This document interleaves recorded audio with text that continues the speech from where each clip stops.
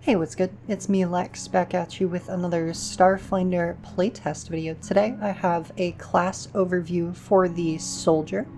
I'm going to be handling it by going over the soldier, what it is, what it does in the playtest PDF, and then I have a combat demonstration to show off how it plays in a real game. So, let's start off looking at the soldier's class description. It's a large, heavy frontliner class. You have 10 hit points plus your con mod every level for hit points, and Constitution is your key attribute.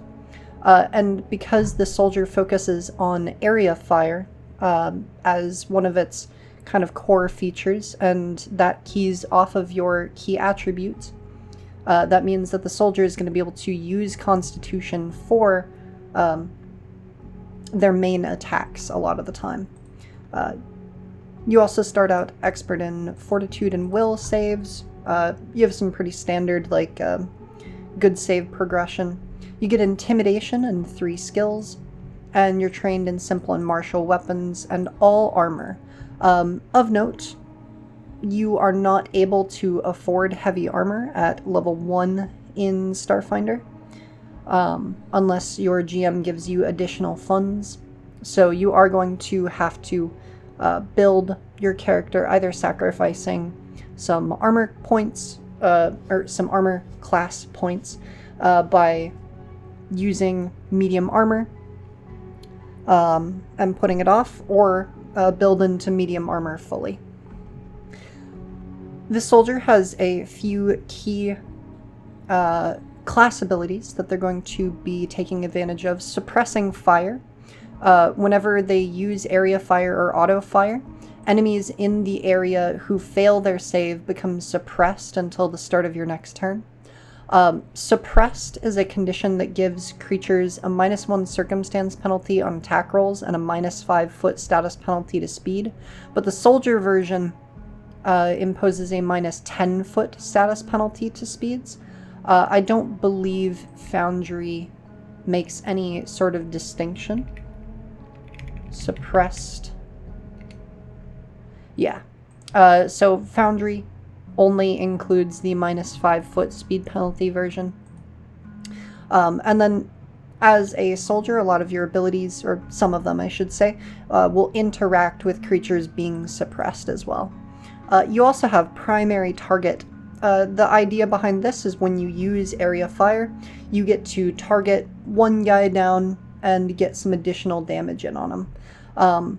Whenever you make an attack with an area of effect weapon, so area fire or auto fire actions, you choose a single creature either adjacent to the center point if it's a burst, or closest to you if it's a cone or a line. So it's always the first guy, basically. And after resolving the area of effect, you get to make a strike using your weapon against the selected target, ignoring the unwieldy traits and consuming some ammo. So it doesn't work with if you have anything that's single shot, which I believe you can get that with like an underbarrel grenade launcher on a weapon that is empty. You wouldn't be able to take this. But if there are multiple creatures that qualify as like closest to the middle of the burst, you can choose which one. And then if you hit the target, they become suppressed until the start of your next turn. And of course you do damage to them. It also uses the same multiple attack penalty as your area fire or auto fire, and it doesn't count towards your multiple attack penalties. So this means that soldiers can effectively get off 3 strikes in a turn, and only one of them will suffer multiple attack penalty, and it'll be only at a single increment of multiple attack penalty, because you can either strike once and then use area fire, which the DC of area fire is not affected by a multiple attack penalty, and then primary target gets you another attack that will suffer it, and so be it a -5. Or alternatively, you can do it the other way around. Do an auto fire, get your primary target shot off, and then do a follow-up strike. That'll be at a -5 penalty. As a soldier, you also get to choose a fighting style. This is kind of going to be your subclass. It'll determine how you take advantage of a lot of your abilities. Action hero is for auto-fire weapons, so the machine gun, for example. It allows you to shoot in a range or a size of cone equal to the full range increment instead of half.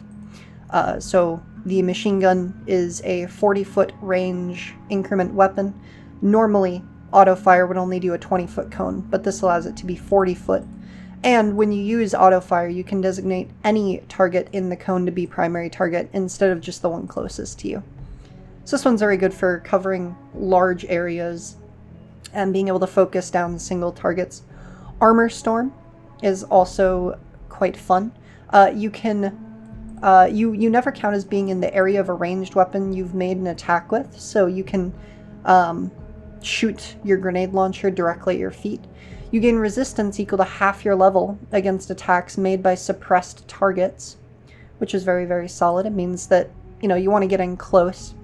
And then you can disarm, grapple, reposition, shove, and trip without a free hand. And you get a status bonus if the target is suppressed. And when you succeed, they become suppressed until the start of your next turn. So you can get a lot done with various conditions and staying in close quarters. Bombard. You can select a number of allies within the area of your weapon's area fire equal to half your constitution modifier, and they are unaffected by the attack. As well as that, enemies who succeed but don't crit their success against an area attack you make are suppressed. So this is really good for maintaining continual suppression, and if your party is getting into melee range and you don't want to be hitting them with grenades, real great. Close quarters makes it so that when you successfully make a strike with a two-handed melee weapon, you suppress the target until the start of your next turn. And you get Punitive Strike, which is just reactive strike, except it works with unwieldy weapons. And if you hit, the target is suppressed, and if the trigger was a move action, you disrupt it. It's very, very solid. Erudite Warrior is the last one. You become trained in diplomacy or society and a lore skill of your choice. And when you gain armor expertise, you gain expert proficiency in that skill, increasing with master and legendary when your armor proficiency scales. And you get the oppressive presence action. Once around as an action, target an enemy creature within 60 feet, and they become suppressed. If the targeted enemy attacks you with any kind of offensive action, they lose the suppressed condition. So an auto-scaling skill and the ability to automatically suppress someone every round unless they attack you. There are a few other key features that the soldier gets and should pay attention to. Walking Armory lets you use your Constitution modifier to qualify for armor instead of strength. So even if your strength is at a 0, you can wear and effectively benefit from heavy armor. You can also carry an amount of bulk equal to half your con mod more before becoming encumbered. It's the same thing. It allows you to not have to worry too much about strength just because you're big and bulky. And at 3rd level, you also get Fearsome Bulwark, which is, it allows you to use your Constitution modifier instead of Charisma for intimidation checks, and instead of Strength for athletics checks to reposition or shove. It's very strange to have this at 3rd level, because it means that at levels 1 and 2, if you don't have any Charisma, you're going to struggle to demoralize or shove things, but then at level 3, it'll be going off of your key stat. Overall, though, it's still a decent enough feature. And then getting into the soldier feats, there are quite a lot of them, but I'm just going to point out a few that are of particular note. There is Ready Reload at first level. When you're wielding a two-handed ranged weapon with a reload of 2 or more, and your last action was an attack action that consumed ammo from the weapon, you can reload it twice with a single action, basically. It's very solid. It allows you to take advantage of weapons that would otherwise really struggle because of their reload action economy. For example, the machine gun, it has quite a few bullets in its magazine, but it takes 2 actions to reload. Since as a soldier you'll be taking advantage of area fire and auto fire, which are very expensive actions ammo-wise, this is going to allow you to continue to burn through that ammo. Whirling Swipe allows you to do an area fire with a melee weapon, and it gets a bonus to its DC if it has the backswing or sweep trait as well. Menacing Laughter lets you demoralize each creature within 30 feet who's suppressed as a single action. And the last one that I want to point out is Punishing Salvo.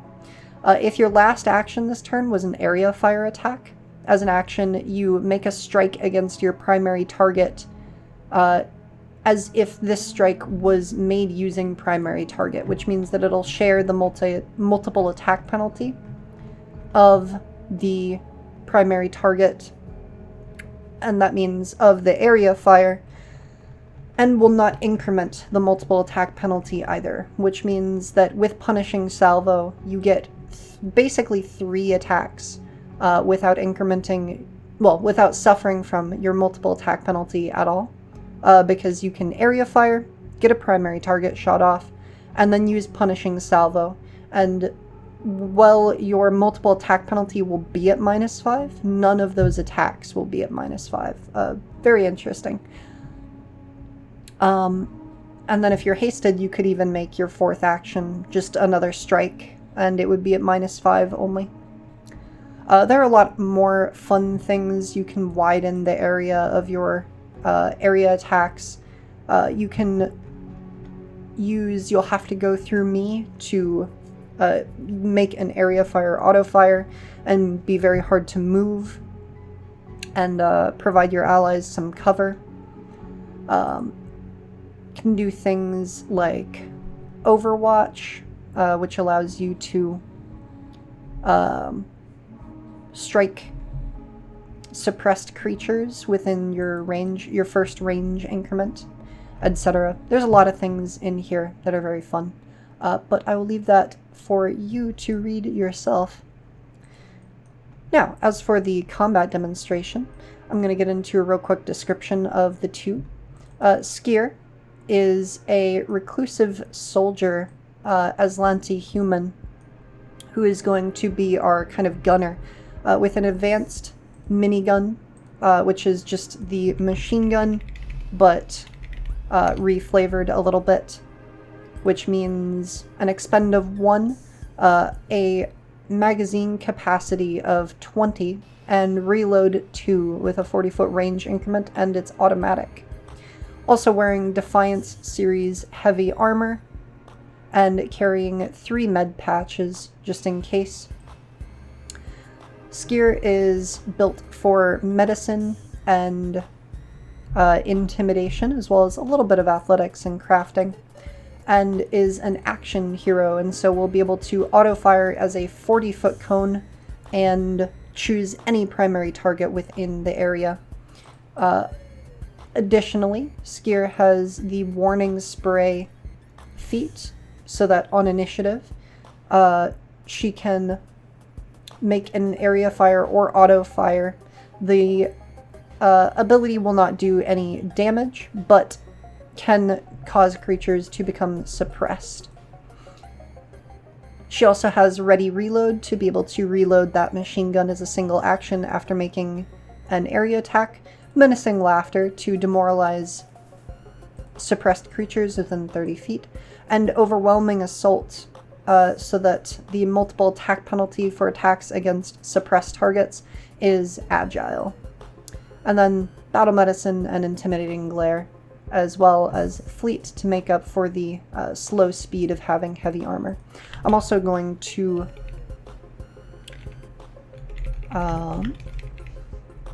give her a healer's toolkit for battle medicine purposes. I just forgot to do that. Our other character here is Annal, a Kasatha athlete focused on doing melee combat as a close quarters soldier. Close quarters is whenever you succeed on a strike with a two-handed melee weapon, you suppress the target until the start of your next turn. And the punitive strike, reactive strike, but it interrupts move actions on a hit. Annal uses a reach weapon, the Pain Glaive, upgraded to advanced. It is just a reach powered tech martial weapon. Feats. Annal has Loping Stride to get a bit of a speed boost. Double Draw to be able to draw an item with each pair of arms that she has as a single action. Whirling Swipe to be able to make an area attack with the Pain Glaive. Relentless Endurance to gain temporary hit points whenever she takes damage. And Overwhelming Assault as well. And I'm actually going to switch out the Overwhelming Assault on Skier for Punishing Salvo, so that we can have a bit of a different build going here. Annal also has Intimidating Prowess as a very strong character, being in melee. This was an obvious pick to be able to bypass language restrictions on Demoralize. And I guess I forgot the level 2 skill feat and the level 3 general feat, so we'll just toss in Fleet so that Annal can be even better at closing gaps. That's important for a melee class. And then proficiencies, Titan Wrestler, to be able to grapple creatures that are particularly large. Annal has some tactical dermal plating for a bit of physical resistance, Aegis series armor, and a flashlight, as well as holding a med patch. As for the story here, the two soldiers have been hired on to investigate a goblin ship that went dark in the drift quite a while ago. It was on its way to Absalom Station to deliver some goods. They sent out an SOS and have not responded since. So these two pilot their way in, dock up against the side of the ship, and enter, finding its power systems on emergency mode, with most of the lights off. There's just this one wall monitor here kind of blinking. Annal is going to use her forearms to, in the second pair of arms, hold a flashlight and a med patch, and activate that flashlight. Even though the active set of arms is on the Pain Glaive, to be able to wield it, the flashlight only requires that it be held to produce light, which is very nice. And then Skier here is going to toggle on her comm unit flashlight just in case. And they're going to prepare to move in to inspect the ship. Skier will be taking the lead because she intends to let loose with that warning spray at the start of combat. With a sharp hiss, the door slowly opens. It seems the emergency power is just enough to maintain functionality for much of the ship's basic systems. And the two are going to make their way I have to reload the application, I guess. The two are going to make their way into the facility and begin exploring. They're met with 3 doors and a large assortment of various wall monitors. Annal is going to check the northernmost door while Skier checks the south. Annal enters into a small bedroom as Skier finds a side navigation room. And finding a bathroom, Annal is just going to move back and regroup. Here we go. And the two of them are going to make their way through this door over here. Anna will quickly try to check the computer systems to see if there's a map of the ship, but it seems that the ship is too small to have a built-in map.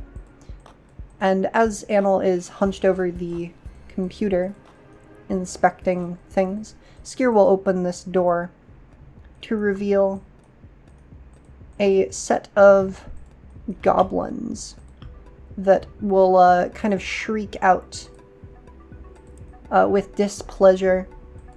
They all have mushrooms and like various fungal growths all over their bodies, and they seem to act animalistically as an encounter begins.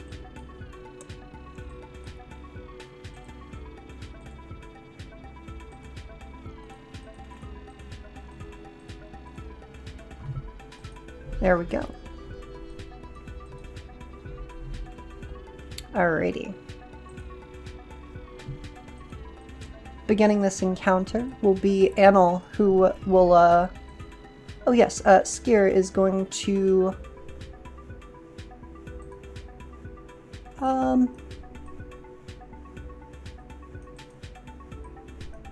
probably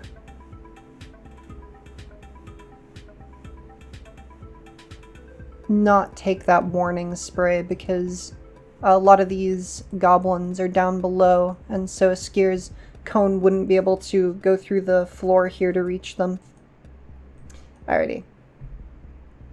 So Annal is going to react very quickly by, by whipping around and darting in, shouting back that there are 3 more of them down below, and they got mushrooms growing out of their heads. Putting a second hand back onto the Panglaive, because she was using it to interface with the computer, Annal is going to take a swipe against this goblin. That'll be a critical hit, and it will take 26 damage, becoming bloodied. And that will be Annal's entire turn. It's the goblin right in front of Annal's turn, who is going to try to back up this direction, but Annal gets to use a punitive strike as it does so, hitting it for 42 damage. Goodness. And killing it on the spot. And that will be its whole turn. This one down below is going to run down here next to the slightly larger one and shoot up twice at Annal, missing both attacks.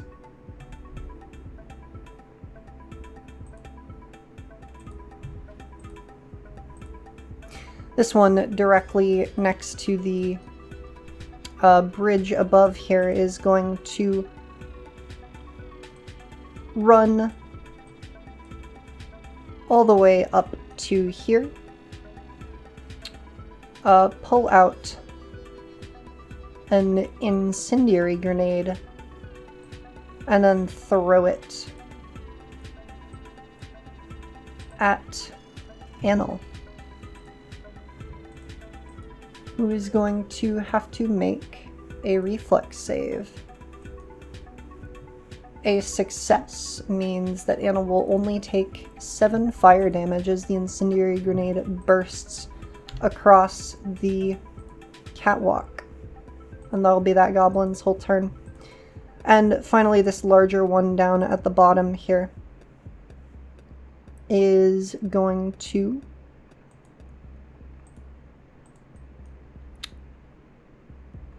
take a couple of shots up at Annal, hitting once for 9 fire damage with the roto laser, and then move under the bridge for some cover. We then go to Skier, who is going to make her way in, and from right here, do an area fire. Now the area is quite large. It spreads all the way out like that. Well, an auto fire, I should say, not an area fire. And both of these goblins are going to have to make that reflex save. The one on the bottom is going to succeed on its save. Here's the damage. And only take half. Whereas the one on the top is going to take full damage. Skier can then continue on with a primary target, as this one here that failed its save also becomes suppressed. There we go.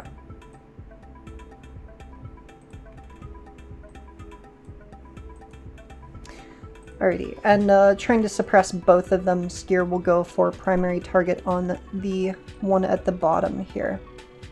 That'll be a hit for 8 damage, as that goblin also becomes suppressed.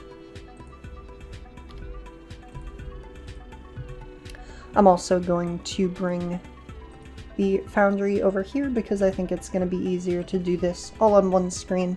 And I tried to do some intrigue with the second screen so that you guys would uncover the map alongside them, but it's a little bit of a hassle. So yes, that'll be Skier's turn. And then ammunition is not properly tracked. And so expending 4 ammunition for the auto fire, because it is 2 per target, is going to leave Skier at 15 out of 20 in the magazine currently. Go back over to Annal, who is going to go for a rush down on the goblin at the bottom.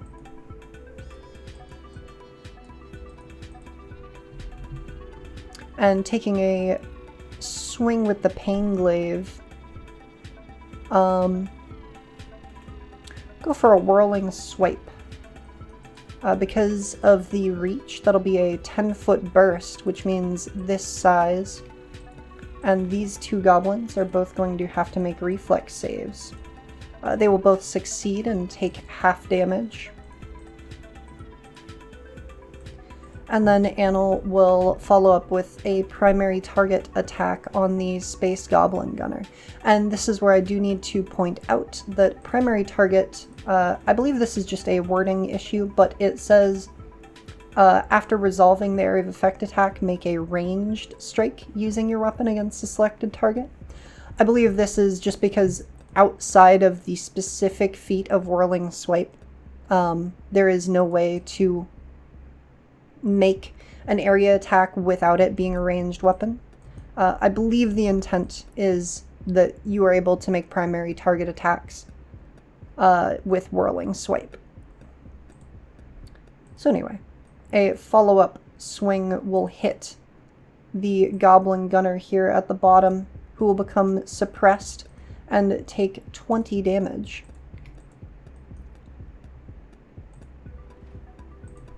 And then we will move on to the goblins again. This goblin is going to be trying to escape its fate. It's going to move here and begin moving up the stairs, and Annal will take a swing at it, critically hitting and slaying this goblin before it can get up the stairs.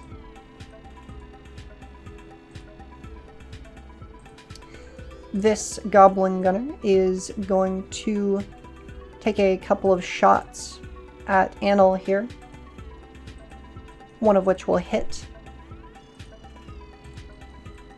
and then begin running from the room. And this boss goblin here at the bottom will shoot Annal, missing, pull out an incendiary grenade, and then throw it right at Annal on top of the body of this Goblin Gunner here. Annal will succeed the reflex save and only take half damage. Skier is going to have this guy become unsuppressed, I believe, because it is until the beginning of your next turn. And so go for a demoralize against this goblin here.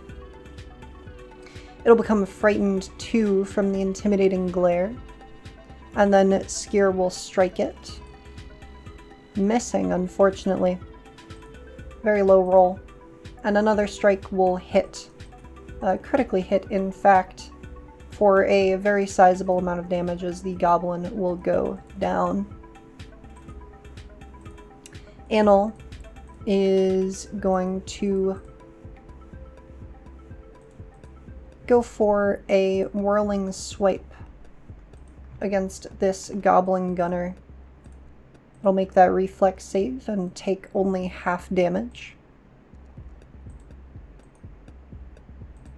Annal then gets to follow up with a primary target attack, hitting and slaying the Goblin Gunner. They will exit initiative and look to each other very confused about why the goblins and the ship as a whole, now that they've entered this room, seems to be overtaken with a fungal infestation. They're going to discuss it briefly in this room, tossing the corpse out as Skier treats Annal's wounds, which I'm going to not be rolling for the purposes of this demonstration. They resolve to simply inspect the rest of the ship, try to find the pilot's cabin, and get more information out of it. A peek into this room reveals some simple engine work. Oh, and Skier will be reloading the machine gun. 2 will make their way into this room, and they can tell from the staircase up and the special door here that this is likely to be the pilot's room. Annal is going to check this. It is a ventilation shaft. It would be really difficult to squeeze through there, so they're probably not going to bother. And as Annal does that, Skier is going to go up and try the door and find it locked. They need a personnel key. They make their way back over to the goblins here, but none of them have personnel keys, and so they decide that they're going to have to search more of the building. A quick peek into this room reveals yet more hardware overtaken with fungal infestation. A door across the room, but they'd rather stick close. In here, a simple storage room. Here, some more fungal infestation. The two move in and move up and are going to disturb and be attacked by a large mass of fungal spores.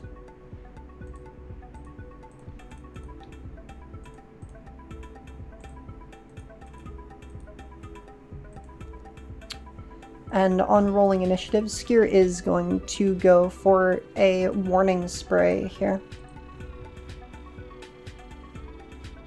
which means an auto fire that this crowd of animated spores is going to have to save against. It fails. It doesn't take any damage, but does become suppressed until the beginning of Skier's turn.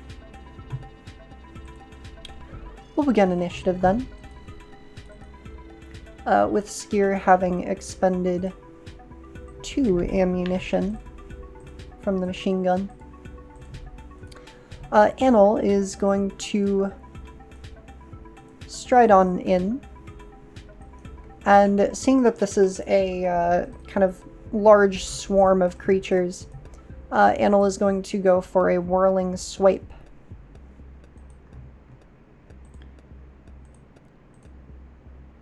It is going to succeed and take half damage, but it has a weakness of 5 to area damage. It also has resistance 5 to slashing, however, which means that it is simply going to take normal damage here. And then the primary target strike will go through and hit for some additional damage. We'll then move over to this crowd of spores. It is going to kind of flood out of the room and under both of them, and then use its swarming slither attack twice. So Skier and Annal are going to have to both make reflex saves.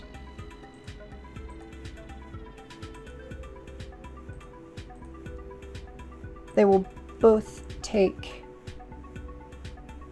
half damage on the second one, and only Annal will take half damage on the first. Very fortunate. And Annal, having seen that the area attack was particularly effective, is going to call that out to Skier, who is going to ready up a auto fire and unleash it against this crowd of spores. It will fail and take full damage, which should be increased by 5 due to area. And then Skier gets primary target as well, which will hit for 9 more. This does not benefit from being area damage. And then Skier will go for a punishing salvo, getting to make another follow-up ranged strike at the same multiple attack penalty, although that will be a miss. We'll head back over to Annal, who is going to go for, yes, an area attack using whirling swipe against these spores. It'll succeed and take half damage. And then primary target will do very little due to a low roll. And then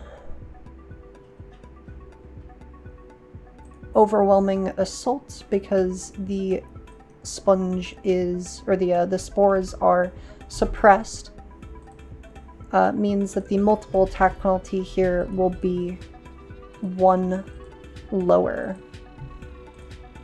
And that'll be a hit for some decent damage.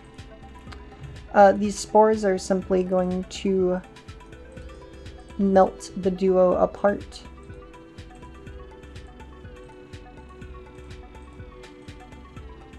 One more time. On the first roll, Annal takes half and Skier takes full. On the second roll, both of them only take half. And on the third roll, Annal takes half and Skier takes full again. Some very tanky soldiers here.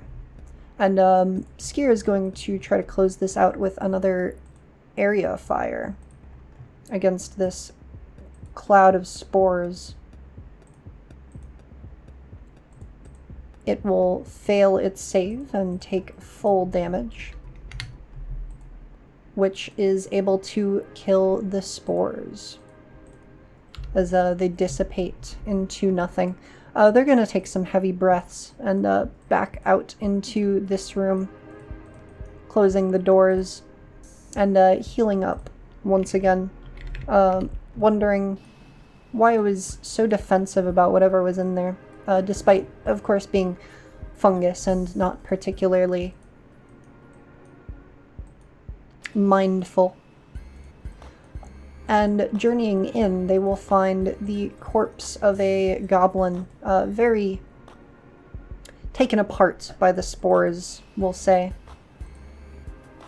as Skier reloads, and then pulls the biometric key from the dead crewmate. The two are then going to kind of grunt at each other and say, "Alright, well, time for whatever's in the pilot room," and make their way there.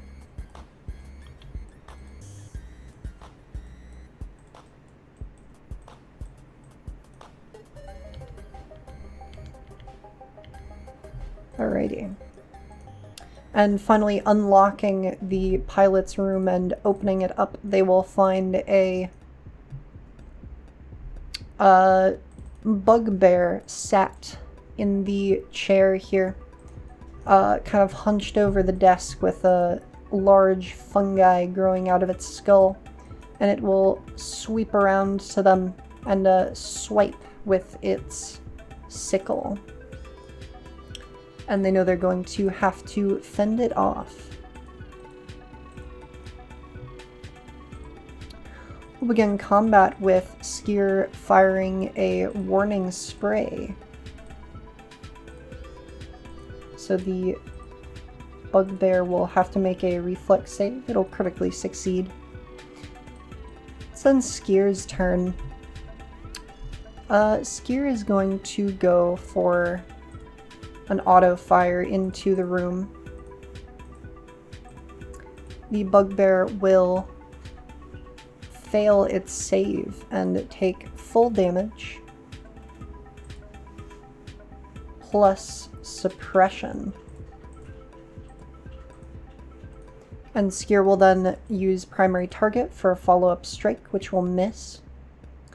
And then Skier's last action is simply going to be menacing laughter,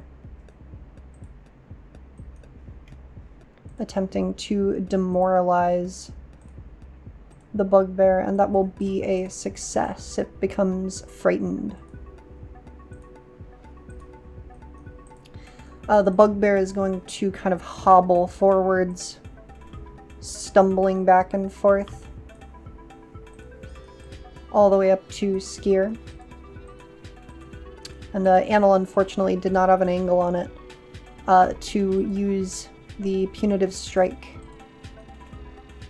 The bugbear is then going to go for a twin feint.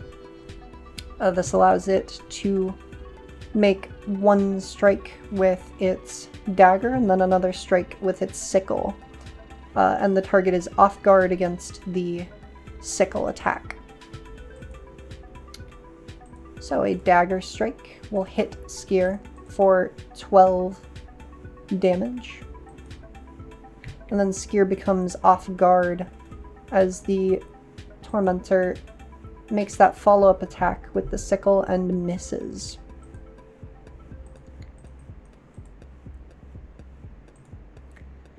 We're then going to go to Annal, who is going to back up. And then prepare to...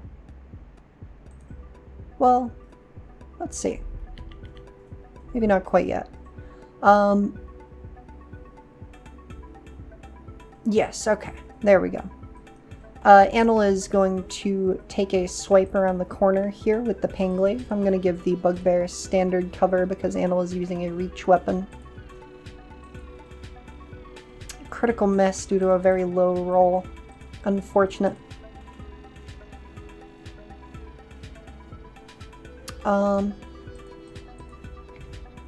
Oops. Simply another strike from Annal. Seems like a pretty decent idea. A miss because of the cover this time. And then Annal will go ahead and take a step back off of the staircase to kind of block the bottom of it. Move over to Skier, who is going to, as the Tormentor is no longer suppressed, go ahead and stride out.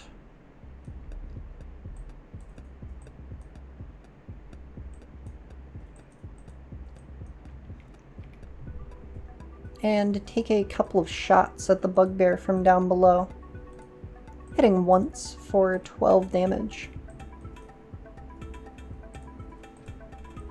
This Bugbear is going to come stumbling out, and as it goes to move down the staircase here, Annal will get a punitive strike off. Unfortunately missing. As it makes its way adjacent, it's then going to go for a twin feint on Annal here. A dagger strike will critically miss and will still be off guard to the sickle strike, which will also miss due to some very low rolls. I'm going to give the Tormentor a hit on that first attack, just so that I can demonstrate everything a little more fairly, instead of having the 1s and 2s and 3s skew the results. That'll be no sneak attack because Annal should not be off guard. Whoops. There we go. And Annal, taking that damage, is going to use Relentless Endurance to gain some temporary hit points.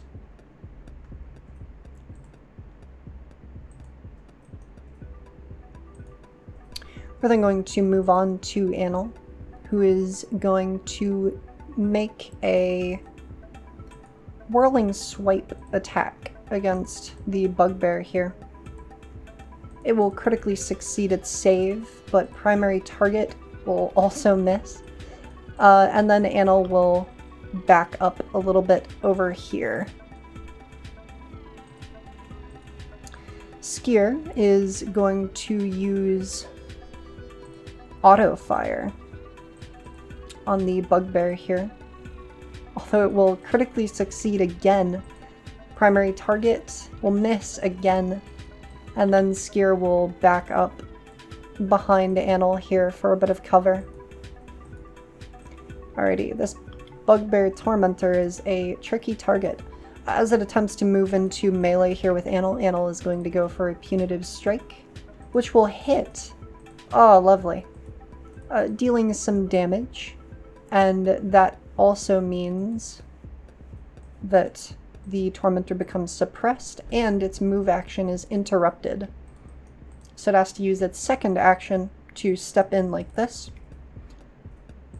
And it will simply go for a sickle swipe, now suffering from the suppressed condition, which will actually be what makes it miss that attack against Annal. It could have possibly started to lock down Annal with its improved knockdown if it had hit there. And then we will go to Annal's turn. Annal is going to go ahead and do another whirling swipe.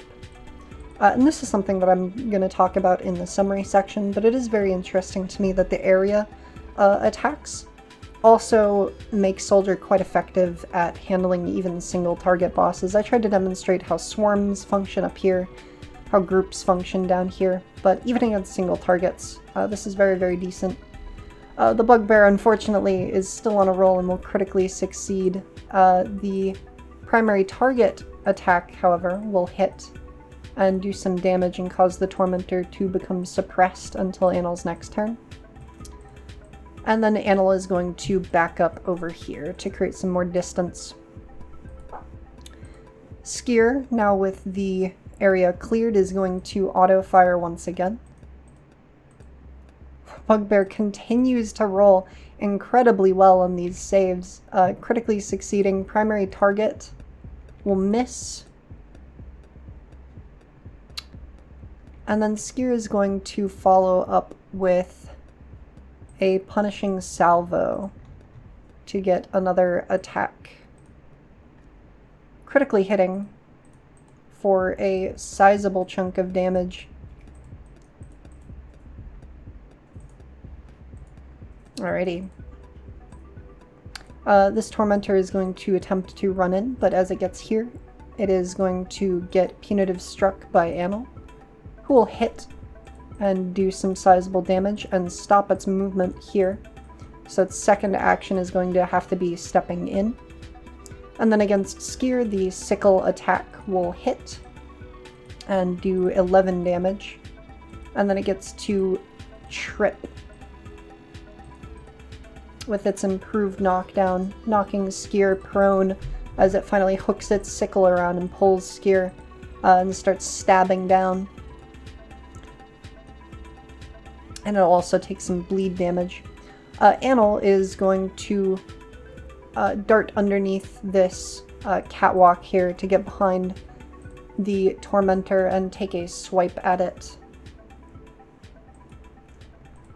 And hit it to drop it dead. And Annal also could have moved back here and then used an area attack and a an area attack into a primary target to get a second hit off. And that will end this third encounter, as Annal will rush over and help pick up Skier. They'll kind of grumble at one another.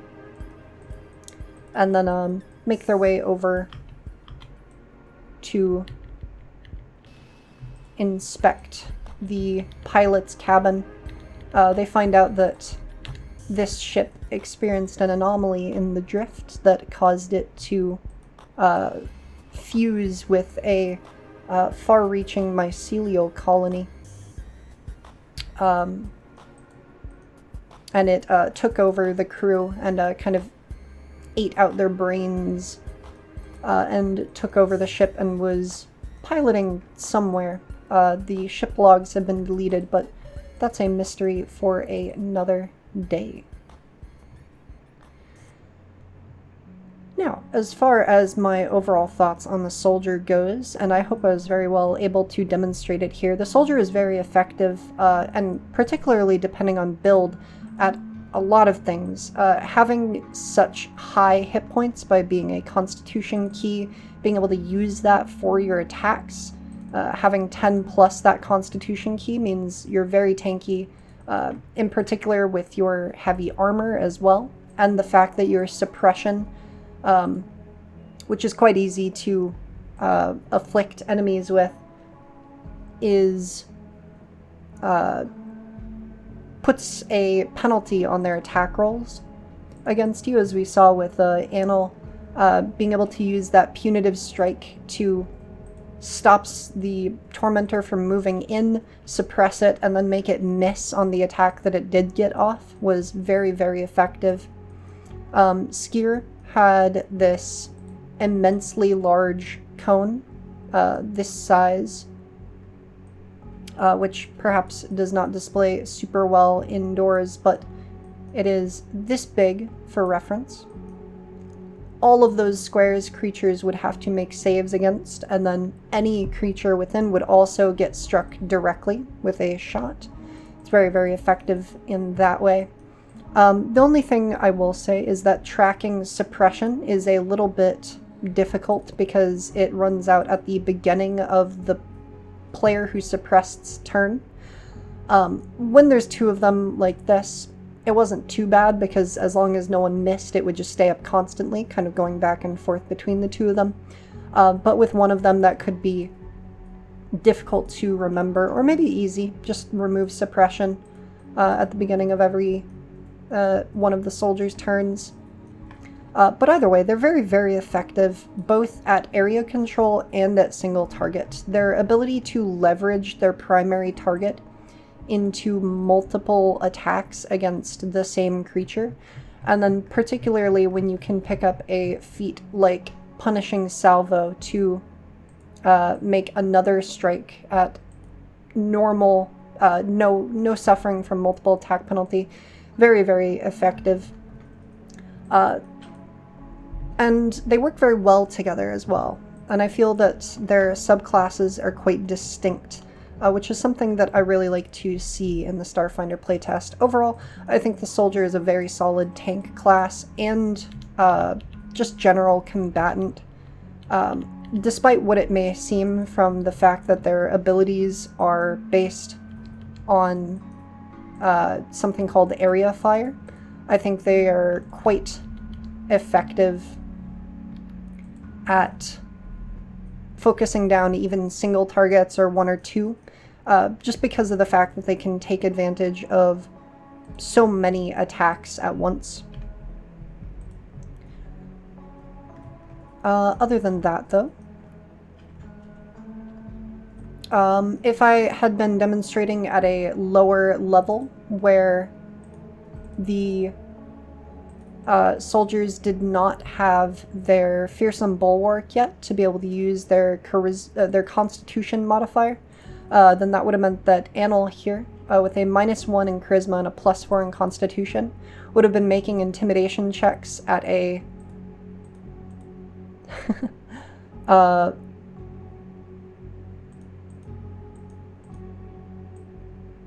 -1 instead of a +4. It's actually meant to be like so. There we go. At a +4 instead of the +9, which is very strange to see that push back to 3rd level, kind of locking a key component of the build behind that at levels 1 and 2. Although the ability to carry so many things using your Constitution modifier, if I demonstrate here, Annal and Skier both have very large encumbered limits, even though if I were to take away Skier's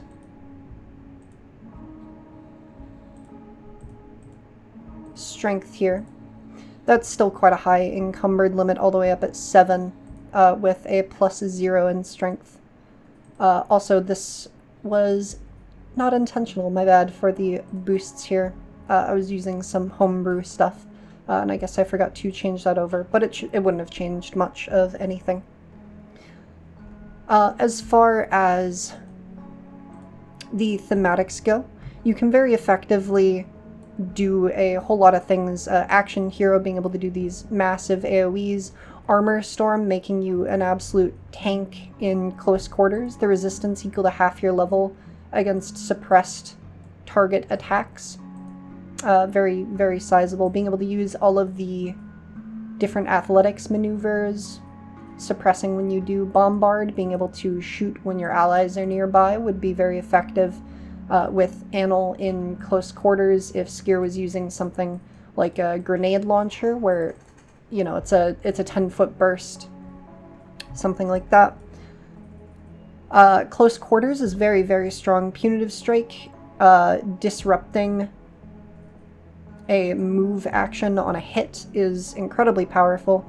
Erudite Warrior is the only one that doesn't really stand out to me, getting Diplomacy or Society and a single lore skill, and then the Diplomacy or Society that you chose scaling with your armor, as well as Oppressive Presence.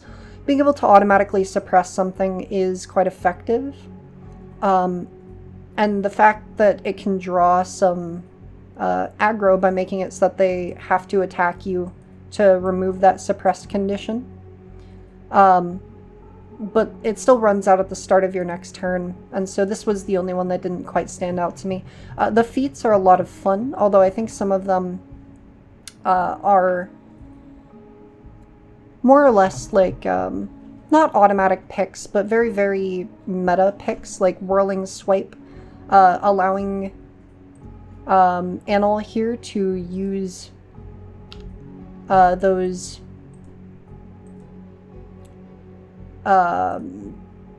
the area attacks by making an attack first and then using Whirling Swipe, because even though Whirling Swipe gives the weapon the unwieldy trait until the end of the turn, making that attack first means that you can kind of just bypass that entirely. Things like Punishing Salvo, allowing you to make 3 attacks in a turn without suffering from your multiple attack penalties, very, very strong. There are some other things like Shot on the Run, letting you stride and then use Area Fire or Auto Fire as a 2-action activity. Relentless Endurance, as we saw, is very decent, being able to give yourself some temporary hit points to make yourself tankier. Soldier is a lot of fun. I would recommend giving it a go, and I would definitely say to focus on the fact that it is meant to be the big, strong, big guns, big offense class. It's not necessarily a tank, quote-unquote, and it's not necessarily the area fire class either, even though it does take advantage of area fire quite a lot.